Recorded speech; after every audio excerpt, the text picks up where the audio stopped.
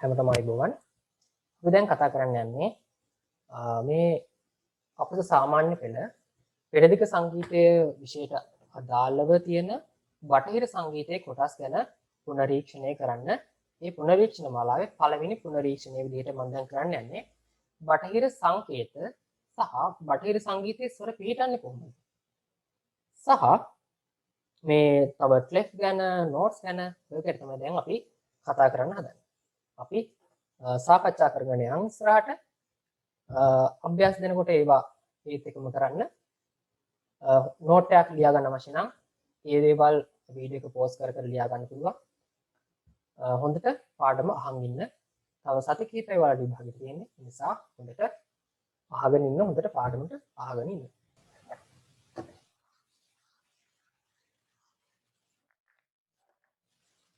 මේ western music වලදී මුලින්ම දැනගන්න ඕන දේවල් ටිකක් තියෙනවා. ඒ තමයි වෙස්ටර්න් නොටේෂන් එකක් අඳිනකොට අපි සාමාන්‍යයෙන් පෙරදිග සංගීතයේදී වගේ ස්වර භාවිතා කරන්නේ නැහැ. කියන්නේ ස්වර කියන්නේ අක්ෂර භාවිතා කරන්නේ නැහැ. අපි හැමතිස්සෙම මේ වෙස්ටර්න් නොටේෂන් එකක් කරද්දී සංකේත තමයි භාවිතා කරන්නේ. හැමතිස්සෙම මේ සිම්බල්ස් වලින් තමයි මේ වෙස්ටර්න් නොටේෂන් එක අපි නොටේෂන් කරන්නේ. එතකොට නොටේෂන් කරනකොට දැනගන්න ඕන දේවල් ටිකක් තියෙනවා. ඒ වගේ අඩංගු කොටස් ටිකක් තියෙනවා. ඒක තමයි අපි කතා කරගෙන යන්නේ. මේ බලන්න. ඔයාලා දැකලා ඇති වෙස්ටර්න් නොටේෂන් එක මෙන්න මෙහෙම. ලයින්ස් පහක් තියෙන කොටස් තියෙනවා. නේද? විදිය ලයින්ස් පහක් තියෙන කොටස් තියෙනවා. මෙන්න මේ එක කොටසකට අපි කියනවා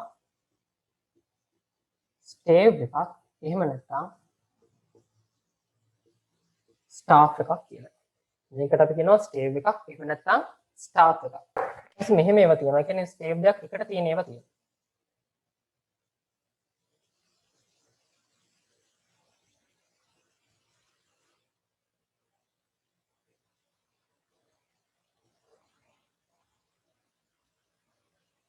මේ බලන්න.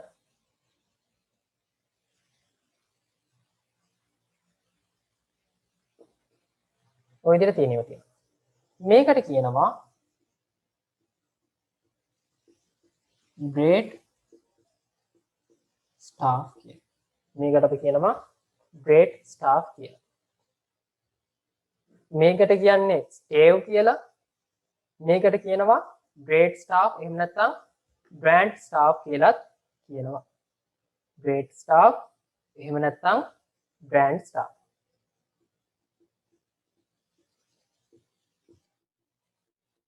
නම් දෙකම එකයි. එතකොට මෙන්න මේකේ මේ great staff එකේ ඔයාලට මේ symbols දෙකක් තියෙනවා. මේකට මොකක් කියලාද කියන්නේ? මේකට මොකක් කියලාද කියන්නේ? මේකට කියන්නේ අපි treble clef එක කියලා. treble clef. මම මේ clef ගැන ඊළඟට වෙනම කියලා දෙනවා. දැනට සරලව දැනගන්න. මේ treble clef මේකට කියනවා අපි bass clef කියලා. මොකද්ද? bass clef. මේ treble clef, මේ bass clef. හරි. ඊට දැන් ඔයාලට මේක දැනගන්න පුළුවන් මේ stave එක lines පහක එක කොටසක්.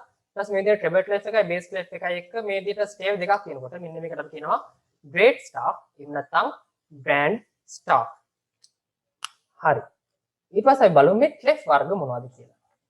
ඔයාලට ලියා ගන්න දෙයක් තියෙනවා නම් වීඩියෝ එක පෝස් කරලා ලියා ගන්න පුළුවන්. ඊපස්සේ clef. clef මොනවද මේ clef කියන්නේ? ඇයි මේ clef එකක් අවශ්‍ය වෙන්නේ? මේ clef එකකින් පෙන්වන්නේ වෙස්ටර්න් නොටේෂන් එක අපි ප්‍රස්ථාරගත කරන ස්වර පිහිටන විදිය. දැන් මධ්‍ය සයන්න එහෙම නැත්නම් වෙස්ටර්න් වලදී අපි ඒකට කියනවා මිඩල් C කියලා. මිඩල් C එකෙන් එහාට තියෙන ස්වර අපි ප්‍රස්ථාර කරන්න පාවිච්චි කරනවා එක clef එකක්. මේ මිඩල් C එකෙන් වම් පැත්තේ තියෙන ස්වර ටික ලකුණු ගන්න තව clef එකක් පාවිච්චි කරනවා. බලමු අපි දැන් බලමු මොනවද ඒ clef කියලා. පළවෙනි clef එක ඒකට අපි කියනවා treble clef කියලා. right left එක අනිත් විදිහක් තියෙනවා මේ බලන්න.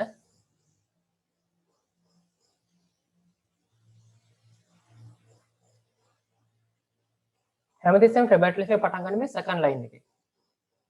පටන් ගත්තා. ඊට පස්සේ මේ third line එකේ ගෑවුවා. first line එකේ ගෑවුවා. ඊට පස්සේ මොකද කරන්නේ? මේක මේ විදිහට උඩට යනවා. ගැටයක් දැම්මා. පල්ලෙහාට ආවා. මෙන්න මෙහෙම තමයි right left එක අඳින්නේ. මේ right left එක පටන් ගන්න note එක. මේ second line එකෙන් පටන් ගන්න. මේ right left එකේ second line එකේ තියෙන්නේ G කියන note එක. එතකොට G කියන note එකෙන් තමයි මේක පටන් ගන්න. අන්න ඒ නිසා මේ right left එකටම තව නමක් කියනවා.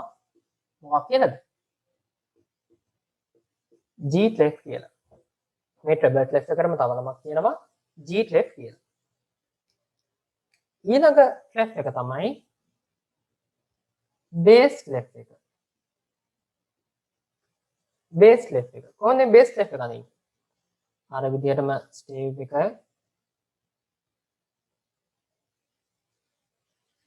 මේකේ මේ හතරවෙනි line එකෙන් තමයි පටන් ගන්න. හතරවෙනි line එකෙන් පටන් අරගෙන පස්වෙනි line එකේ ගාවනවා. ඊට පළවෙනි line එකට එනවා. ඊට පස්සේ මේ තුන්වෙනි space එකේ හතරවෙනි space එකේ මේ විදිහට මැදින් dot දෙකක් තියෙනවා. මේකට කියනවා අපි bass clef එක කියලා. මේක පටන් ගන්න bass clef එකේ fourth line එකේ. මේ bass clef එකේ fourth line එකේ තියෙන්නේ F කියන note එක. ඒ නිසා මේ bass clef එකටම තව නමක් කියනවා. මොකක් කියලාද? F clef කියලා. bass clef එකටම තව නමක් කියනවා F clef කියලා. එතකොට මේ හැමතිස්සෙම මේ treble clef එකේ ලකුණු කරන්නේ මධ්‍ය සා කියන ස්වරයෙන් දකුණු පැත්තේ තියෙන ස්වර, එහෙම නැත්නම් western වලින් නම් middle C එකෙන් දකුණු පැත්තේ තියෙන ස්වර. bass clef එක ලකුණු කරන්නේ middle C එකෙන් වම් පැත්තේ තියෙන ස්වර, එහෙම නැත්නම් මධ්‍ය සායනයට වම් පැත්තෙන් තියෙන ස්වර ටික තමයි මේ bass clef එකෙන් ලකුණු කරන්නේ. හරි. ඊළඟට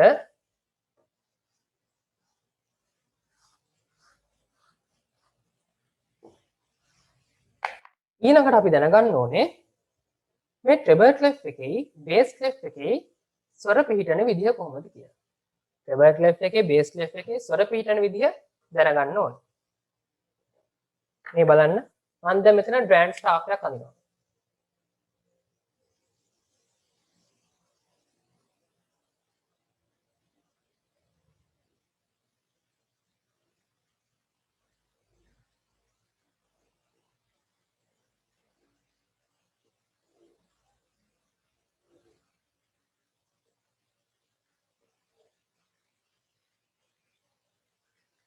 මේකේ treble clef එක,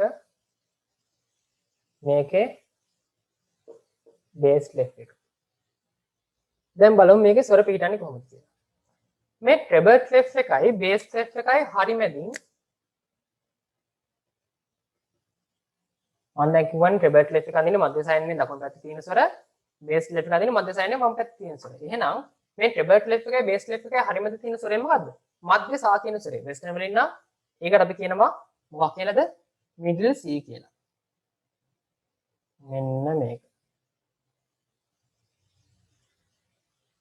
middle C. මම ඕක දැනට මේ විදිහට නම් කරනවා. middle C කියලා. M කියලා ගත්තේ middle කියන එක, C කියලා ගත්තේ C කියන එක. middle C කියලා නම් කරා. එතනින් එහාට ස්වර ටික පිළිගන්නේ කොහොමද මේ බලන්න. ඊපස්සේ C ඔයාලා දන්නවා western වලින් කොහොමද ස්වර ලකුණු කරන්න කියන ස්වර නම් කරන්න කියලා. සාරේ ගාමා පාදානී වලට western වලින් කියන්නේ C D E F G A B. ඒකට මෙතන C D E F G A B C D E. අපි දැන් බලමු මේ middle C එකේ වම් පැත්තේ නැත්නම් bass clef එකේ ස්වර ටික පිළිගන්නේ කොහොමද කියලා. මේ බලන්න.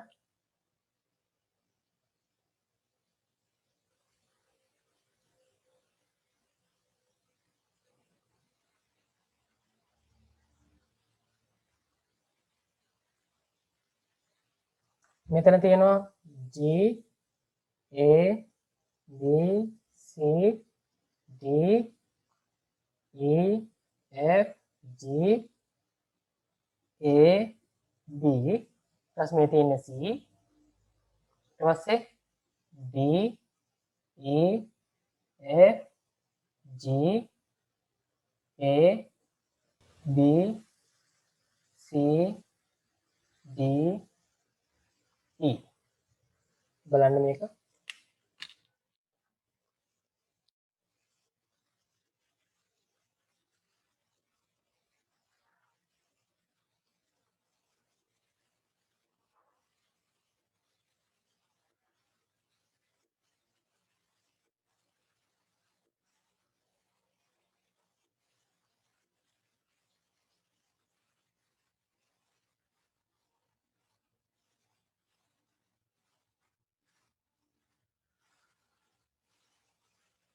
දැන් බලන්න මේකේ ස්වර ටික තියෙන විදිහ මේ පැත්තෙන් දැන් යනකොට G A B C D E F G A B C D E F G A B C D E එතකොට ඔයාලට පේනවා මේ තියෙන මිඩල් C එක එහෙම නැත්නම් මේ ඔරියන්ටල් වලින් නම් මධ්‍ය සා කියන ස්වරය එතනින් එහා පැත්තේ තියෙන ස්වර ටික මේ පැත්තේ මේ තියෙන සයිලන්ට් වම් පැත්තෙන් තියෙන ස්වර ටික දැන් බලන්න හැමතිස්සෙම මේ නෝට් එකක් අදිනකොට ලයින් එක කරන් නෝට් එක අදින්නේ මේ හැමතිස්සෙම මේ ලයින් එක දෙපැත්තට යන්න ඔහම අදින්න ඕනේ බෑ අනිත් ලයින් වල ගාපන්න බෑ ස්පේස් එක නෝට් එක අදිනවා නම් මේ හැමතිස්සෙම ස්පේස් එකේ මේ ලයින් දෙක අතර නෝට් එක අදින්න ඕනේ ලයින් දෙකේ ගෑවෙන්න ලයින් දෙක අතර නෝට් එක අදින්න ඕනේ ලයින් දෙකෙන් පිට පනින්න බෑ ඔන්න ඔය නීති අනුගමනය කරන්න ඕනේ දැන් අපි බලමු මේ ට්‍රෙබල් ක්ලෙෆ් එකේ බේස් ක්ලෙෆ් එකේ ලයින් ස්පේසස් වෙන වෙනම අරගෙන උරවලට මේක මතක තියාගන්න ලේසි ප්‍රස්තාර කරන්න ගියාම ගොඩක් ලේසි ඒ විදිහට මතක තියාගන්න ලයින් ස්පේසස් වෙන වෙන මතක තියාගත්තම ඔයාලට ගොඩක් ලේසි කියන්නේ මේ ටිකම තමයි මේකෙන් ලයින් ස්පේසස් වෙන් කරගන්න අපි හදන්නේ දැන් පළවෙනි එක මම ගන්නම් ට්‍රෙබල් ක්ලෙෆ් එක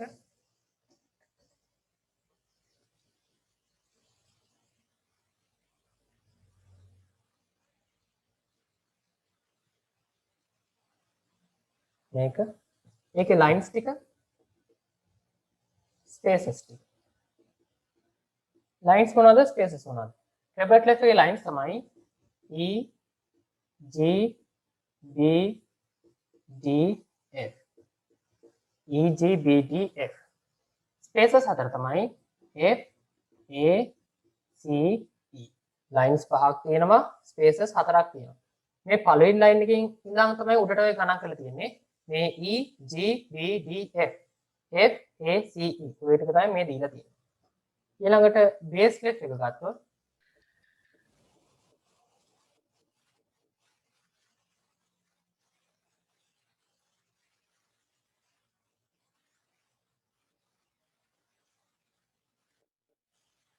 මේකේ ලයින්ස් ටික තමයි G B D F A spaces ටික A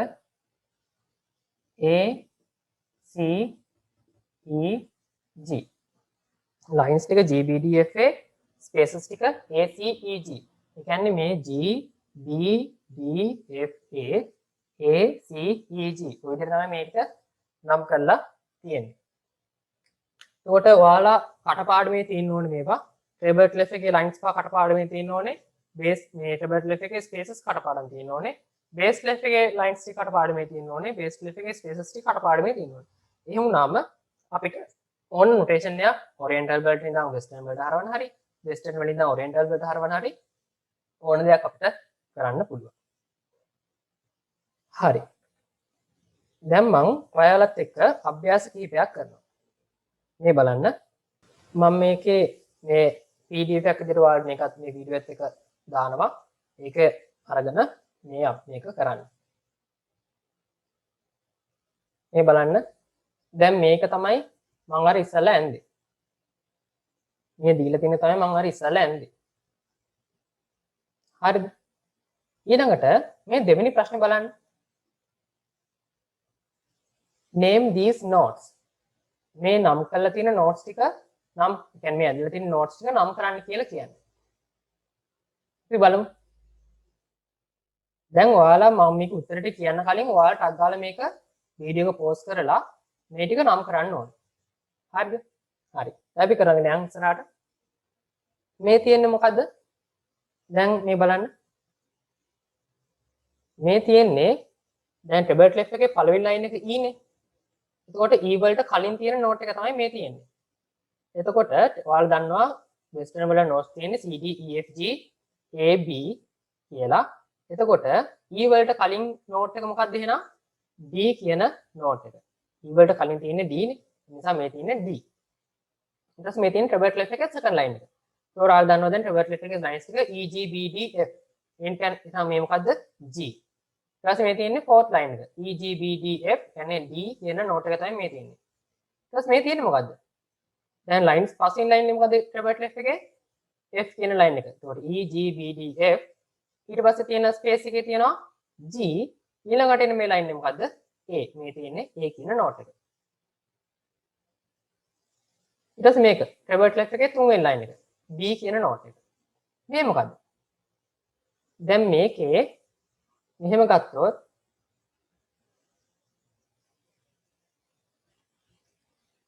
මේ විදිහට ගත්තොත් දැන් මේ මම මේ line එකත් එක්ක ඇඳලා තියෙන නෝට් එක මොකද්ද? මේක එහෙනම් middle C එක. treble clef එකේ මේ තියෙන middle C එක. ඊට පස්සේ මෙතන C නම් මේ කලින් ස්පේස් එකේ තියෙන මොකද්ද? C වලට කලින් එන්නේ මොකද්ද? C D E F G A B. මේ එහෙනම් මොකද්ද? B කියන නෝට් එක. ඊට පස්සේ B වලට කලින් තියෙන නෝට් එක තමයි මේ ඇඳලා තියෙන්නේ.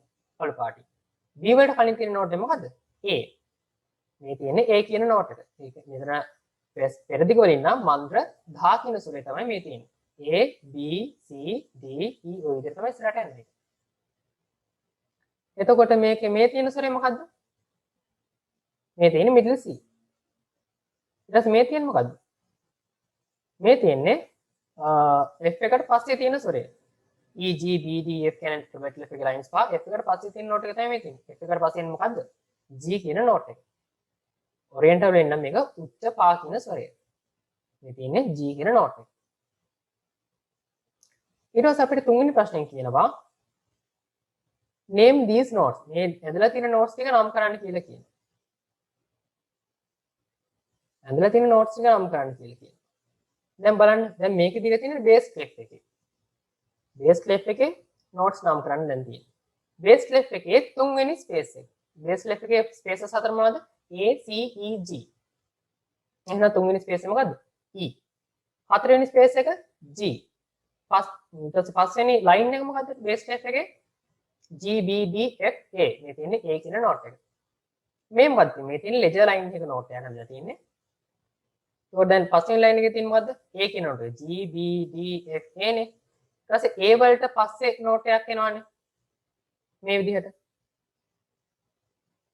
A වලට පස්සේ මෙන්න මේ විදිහට note එකක් එනවනේ. නේද? එතකොට මේ තියෙන්නේ මොකද්ද? B. ඊට පස්සේ line එකක් එනවනේ. line එකේ තියෙන්නේ C. ඊට පස්සේ නාපුව මේ ස්පේස් එකක් එන්නේ. එතකොට C වලට පස්සේ තියෙන නෝට් එක තමයි D. එතකොට මේ තියෙන්නේ D කියන නෝට් එක. තියෙන්නේ D කියන නෝට් එක. G B D F A ඊපස්සේ B C D. මේ තියෙන්නේ D කියන නෝට් එක. ලෙජර් ලයින් එක ඇඳලා තියෙනවා. ඊපස්සේ මේ තියෙන බේස් clef එකේ පළවෙනි ස්පේස් එක. බේස් clef එකේ පළවෙනි ස්පේස් එකේ තියෙන්නේ A කියන නෝට් එක. ඊපස්සේ බේස් clef එකේ දෙවෙනි ලයින් එක මොකද්ද? B කියන නෝට් එක. G B D F A නේ. ඒකෝ මේ තියෙන්නේ B කියන නෝට් එක.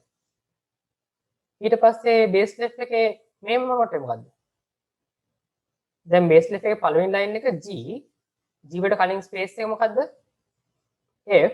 F වලට කලින් නෝට් එක E. මෙතන තියෙන්නේ එතකොට E කියන නෝට් එක. E F G ඔය විදිහට තමයි ඉස්සරහට යන්නේ. එතකොට මේක E නම් මේ තියෙන නෝට් එක මොකද්ද? D. E වලට කලින් D කියන නෝට් එක තියෙන්නේ. මේ තියෙන්නේ D කියන නෝට් එක. ඔය විදිහට තමයි මේකේ notes නම් කරන්න පුළුවන්. ඒකට දැන් මෙතන ඔයාලට අභ්‍යාසයක් දීලා තියෙනවා.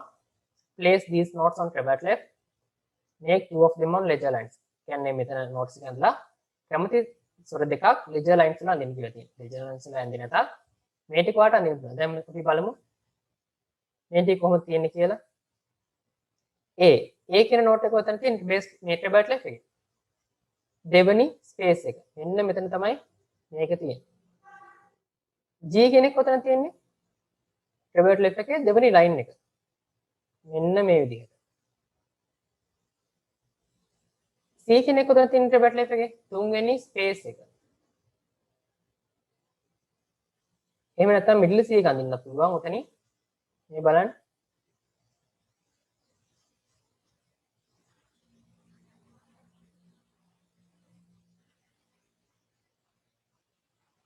මේ විදිහට මිඩල් C එක අඳින්න පුළුවන්. දෙකෙන් කැමති එකක්. ඊට පස්සේ F කියන එක. ට්‍රෙබල් ලෙෆ්ට් එක F කියන නෝට් එක තියෙන්නේ පස්වෙනි ලයින් එක. නේ?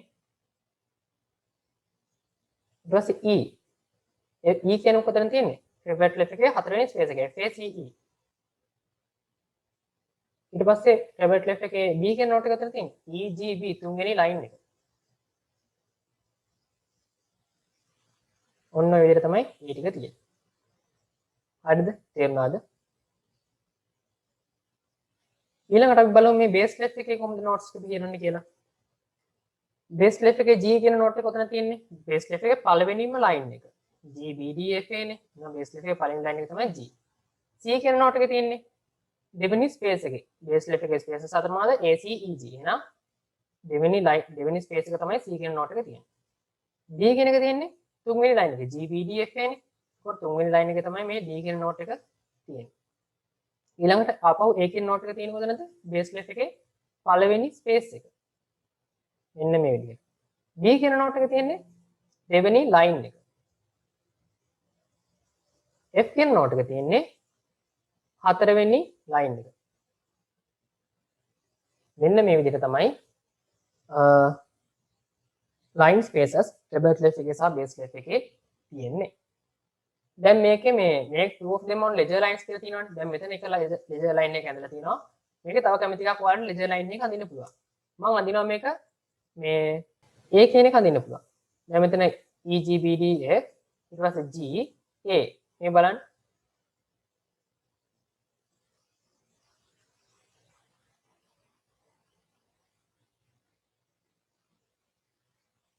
දැන් මෙතන මේ තියෙන්නේ A කියන නෝට් එකමයි. EGBDF ඊට පස්සේ එන ස්පේස් එක G ඊට පස්සේ එන නෝට් එක මොකද්ද? A. එතකොට මේක මම නෝට් දෙකක් ledger lines වල ඇඳලා. මේකේ බලමු. මේකේ ledger lines ඇඳනකොට අපිට මේක C එක මෙතනින් අඳින්න පුළුවන්. මෙතන බලන්න.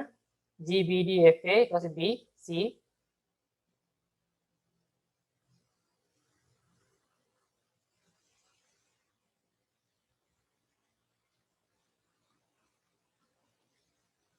ඊට පස්සේ D කියන එකට අපිට ඔය විදිහට අඳින්න පුළුවන්. මේ බලන්න.